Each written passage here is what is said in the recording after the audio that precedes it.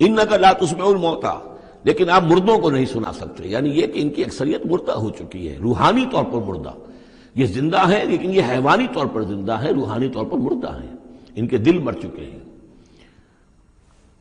مجھے ڈر ہے دل زندہ تو نہ مر جائے، کہ زندگانی عبارت ہے تیرے جینے سے۔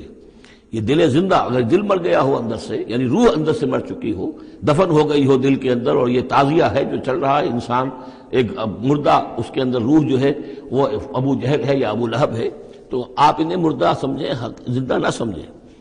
وما انت انک لا تسمع الموتى، آپ سنا نہیں سکتے مردوں کو، ولا تسمع الصم الدعاء، اسی طریقے سے بہروں کو آپ اپنی بات، اپنی دعوت یا اپنی پکار جو ہے وہ سنا نہیں سکتے۔